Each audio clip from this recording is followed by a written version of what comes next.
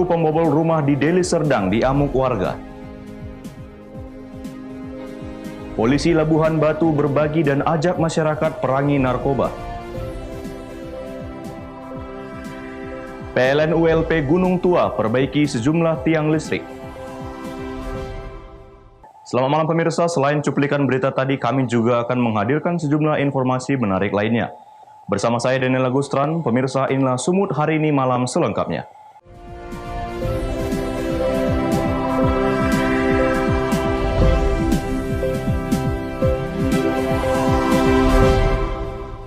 Pemirsa, resah karena kampungnya sering kemalingan.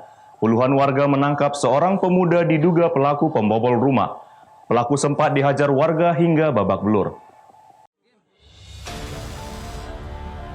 Puluhan warga di Pasar 6 Desa Manunggal Helvetia, Kecamatan Labuan Deli, Kabupaten Deli Serdang, Sumatera Utara, menangkap S diduga pelaku pembobol rumah di kampungnya sendiri. Pelaku diarak warga ke kampung dan menjadi bulan-bulanan warga yang geram akan aksi jahatnya. Pelaku hanya bisa terunduk lemas dengan tangan terikat. Salah seorang korban pencurian mengatakan, dalam menjalankan aksinya, pelaku sempat diketahui warga ini selalu mengincar rumah yang ditinggal pergi pemiliknya dan berhasil membawa kabur harta benda korban mulai dari uang, BPKB mobil, BPKB motor, mesin kerja, perabot rumah. Tiba-tiba setelah kami pulang di malam Senin ya, malam Senin, pas kami buka ini nggak bisa dibuka, pintu terkunci di dalam. Cuma adik saya suruh tengok belakang, rupanya pintu belakang udah dijebol. Yang kehilangan BPKB mobil, BPKB kereta, mesin kerja, perabot saya semua, uang tunai 3 juta, uang celengan anak saya belum dibongkar, celana 2, parfum. Untuk menanggung perbuatannya, kini pelaku langsung ke Polsek Medan Labuhan. Wahyu Pratama melaporkan untuk Farina TV. Balai Teknik Kesehatan Lingkungan dan Pengendalian Penyakit kelas 1 Medan dalam 3 pekan terakhir terus melaksanakan swab tes keliling di sejumlah titik di kota Medan. Hingga kini 33 orang dinyatakan positif COVID-19 dan sedang menjalani isolasi.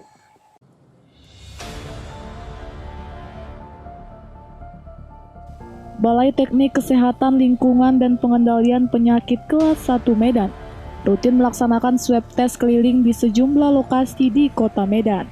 Hingga kini dari sebanyak 600-an orang yang dilakukan swab tes di 5 lokasi berbeda, sebanyak 33 orang dinyatakan positif COVID-19. Keseluruhan warga yang dinyatakan positif ini sudah dilakukan isolasi mandiri maupun isolasi di rumah sakit oleh gugus tugas COVID-19. Dr. Rosmita Ginting, Kepala Balai Teknik Kesehatan Lingkungan dan Pengendalian Penyakit kelas 1 Medan mengatakan, pihaknya terus mencari pusat penyebaran COVID-19 di kota Medan. Hasilnya sampai hari ini kita temukan yang positif 33 dari pemeriksaan yang sudah keluar hasil sekitar 600-an. Yang kita periksa sudah 800 sekian pada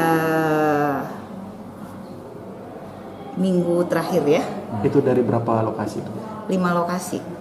Yang positif udah diisolasi dan beberapa sudah keluar juga dari rumah sakit dan dari isolasi seperti yang kilometer 4,5 pada pemeriksaan yang terakhir sudah negatif 2 minggu ya isolasi dan saat ini kemungkinan besar mereka akan kembali ke rumah masing-masing.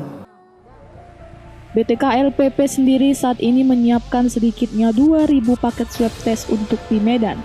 Swab test gratis untuk masyarakat tersebut masih akan terus dilakukan guna membantu upaya pemerintah dalam penanganan COVID-19. Kota Medan sendiri menjadi target utama swab test karena daerah ini masuk dalam zona merah dengan kasus positif terbanyak di Sumatera Utara. Daniel Pekwali melaporkan untuk Farina TV. Sejumlah gereja di Kabupaten Samosir, Sumatera Utara, kini telah dibuka kembali untuk melayani kegiatan peribadahan bagi jemaatnya. dibukanya kembali rumah ibadah dengan mentaati protokol kesehatan. Gereja Bolon HKBP Pangururan Kabupaten Samosir telah membuka kembali pelayanan peribadahan bagi jemaatnya. Skema pelayanan peribadahan gereja ini pun dilakukan dengan 2 gelombang untuk menghindari terjadi social distancing. Jemaat yang datang untuk mengikuti peribadahan wajib mengikuti protokol kesehatan yang telah ditentukan. Seluruh jemaat wajib menggunakan masker dan mencuci tangan, serta pengecekan suhu tubuh sebelum memasuki ruang peribadahan. Untuk pembatasan fisik, pelayan Gereja Bolon HKBP Pangururan memberlakukan physical distancing dengan mengatur jarak duduk jemaatnya. Sebelumnya, pelayanan peribadahan gereja dilakukan secara virtual oleh pihak gereja bagi umatnya. Sudah memenuhi pada umumnya protokol kesehatannya. Hanya tadi sudah saya sampaikan kepada penatua, hanya itu sebenarnya durung-durung itu protokol kesehatannya. Kalau di protokol kesehatan itu nggak boleh ganti-ganti memegang gitu. Dan baru itu juga Pak durung-durung itu harus besar dia, jangan sampai tersentuh dengan itu. Jadi tadi kan masih yang sempit itu, jadi harus bisa yang longgar itulah, jangan ada tersentuh dimasukkan durung-durungnya. Meskipun telah memenuhi protokol kesehatan, pelaksanaan pelayanan ibadah di minggu berikutnya diminta untuk melakukan pembenahan. Pasalnya, di ruang peribadahan terlihat masih ada jemaat yang melepaskan masker saat ibadah berlangsung.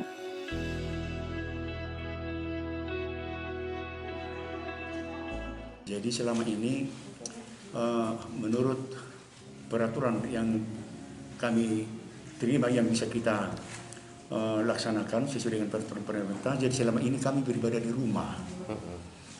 Baru ini beribadah di rumah, dan selama ini kami mencoba supaya jemaat-jemaat kita yang ada di rumah bisa mendengar khotbah sesuai dengan minggu seperti biasa. Jadi kami adakan di gereja kita ini melalui online atau live streaming. Pembukaan pelayanan gereja untuk jemaat ini pertama kali dibuka sejak masa pandemi. Junjungan Marpaung melaporkan untuk Eva Rina TV. Sumut hari ini malam masih akan kembali sesaat lagi. Tetaplah bersama kami.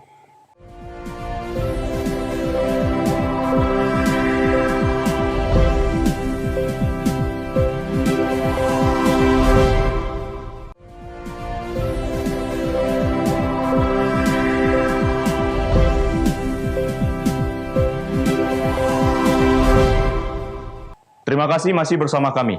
Pemirsa, dalam rangka Hari Anti Narkotika Internasional sekaligus memperingati Hari Bayangkara ke-74, Satres Narkoba Polres Labuhan Batu membagikan bahan pokok dan donasi kepada warga yang terdampak COVID-19, serta mengajak masyarakat untuk bersama memberantas peredaran narkotika.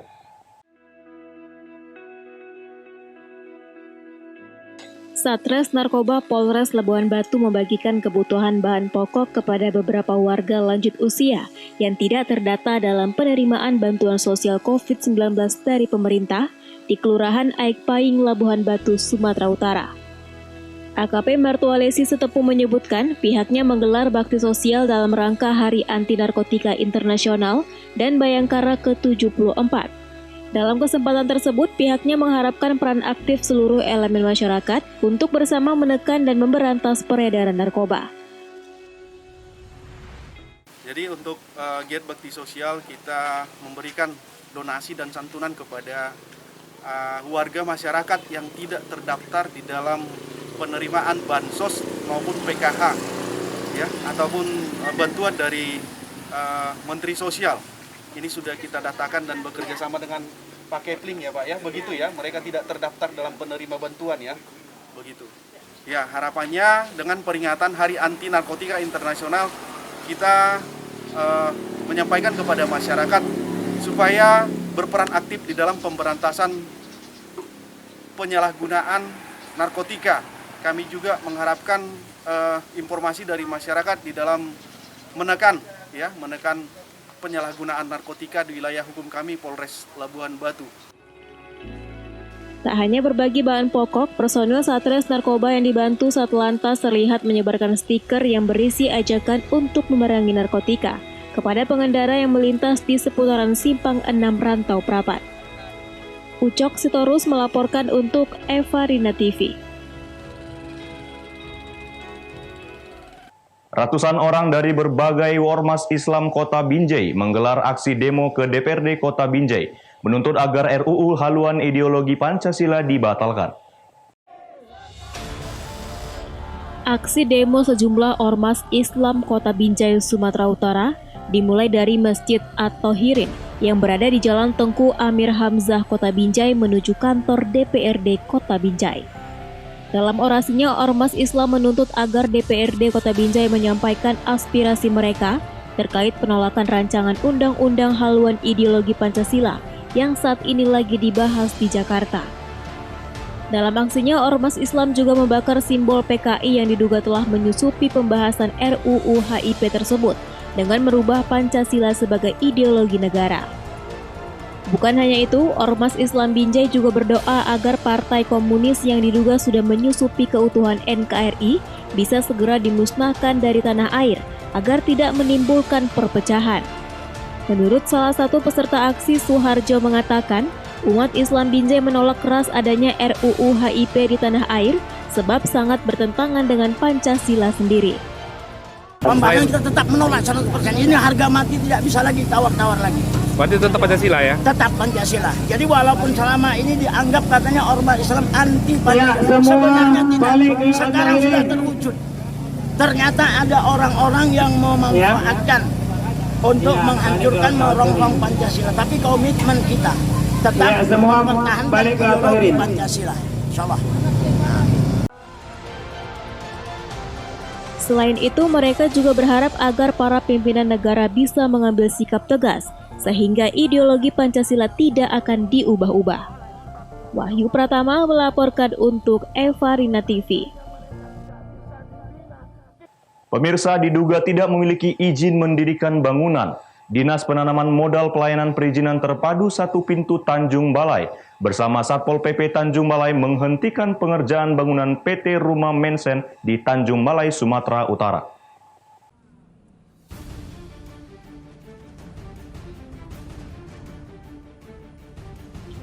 Dinas Penanaman Modal Pelayanan Perizinan Terpadu 1 Pintu Tanjung Balai bersama Satuan Polisi Pamong Praja menghentikan pekerjaan bangunan di Jalan DI Panjaitan, Kelurahan Sairaja, Kecamatan Saitulang Raso, Tanjung Balai, karena diduga tidak memiliki izin mendirikan bangunan. Perusahaan yang bergerak di bidang properti ini sebelumnya telah memiliki izin di tahun 2013, namun sudah mati dan sudah seminggu melakukan pembangunan tanpa mengurus izinnya kembali. Sebenarnya kita katakan itu ilegal karena dia mungkin tidak punya izin. Memang sampai sekarang pihak yang membangun belum ada menyampaikan berkas perizinannya. Kalaupun itu sudah ada izin, kalau nggak salah itu udah bangunan tiang-tiangnya itu udah lama, tentu dia harus memperpanjang izin. Sanksi sendiri, Pak? Ya kita harapkan nanti kalau itu memang dia berlanjut terus, kita harapkan pihak terkait dapat menghentikan sementara kegiatan itu sepanjang dia nanti mengurus perizinannya ke kantor. Edu meminta kepada pemilik bangunan untuk tidak melanjutkan proses pembangunan tersebut sampai izin mendirikan bangunannya telah ada. Wanda Pratama melaporkan untuk Eva Rina TV. Sumut hari ini malam masih akan kembali sesaat lagi. Tetaplah bersama kami.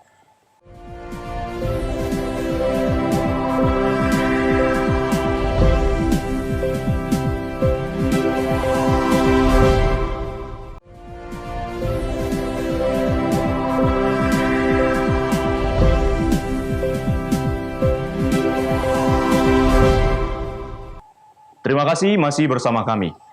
PLN Unit Layanan Pelanggan Gunung Tua melalui PT Raihan melakukan perbaikan sejumlah tiang listrik roboh dan miring yang diakibatkan oleh cuaca buruk.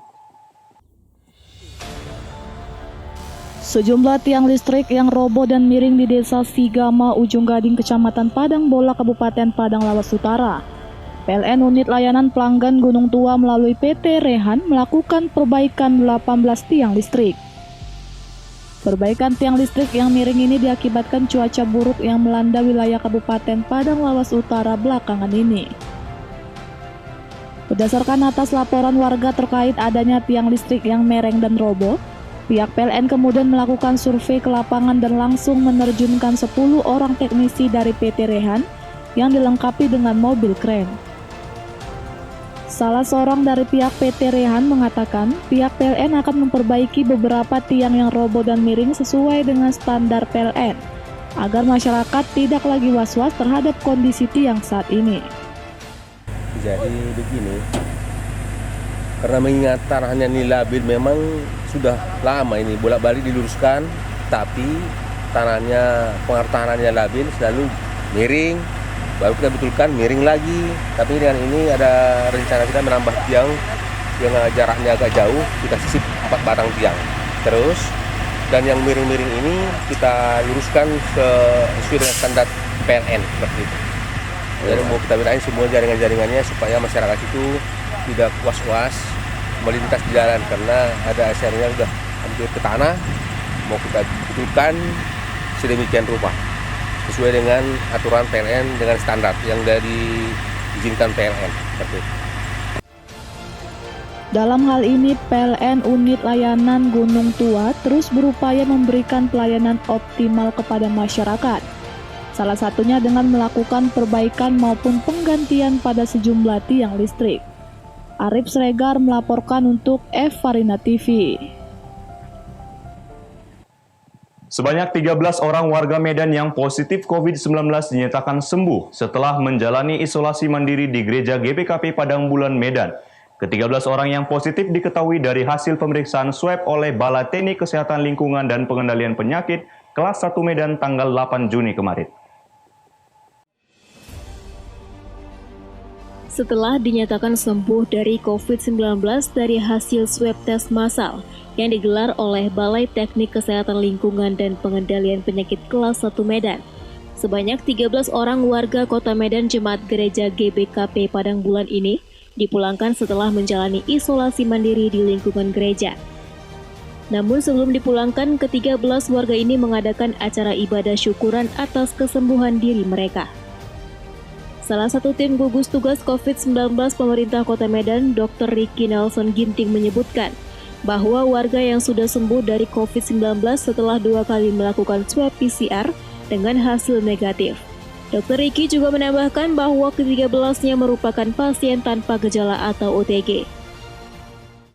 Awalnya dulu gereja GBKP kilometer 4 mengadakan swab tanggal 8. Tanggal 8 di gereja ini, yaitu dilakukan oleh Badan Pekerja Majelis Lunggun dan tim gugus COVID-19. Setelah tanggal 8 dilakukan pemeriksaan, 3 hari berikut dapat hasilnya terpapar COVID-19. Ada beberapa orang. Lantas gereja menyikapi ini. Makanya para saudara-saudara kita yang terpapar COVID-19 langsung kita isolasi. Seluruh kegiatan pada saat isolasi dilakukan dengan protokol kesehatan sesuai dengan SOP gugus tugas baik waktu, makanan, dan obat-obatan yang mereka perlukan. Wahyu Pratama melaporkan untuk Farina TV. Pemirsa, demikianlah rangkaian informasi dalam Sumut hari ini malam ini.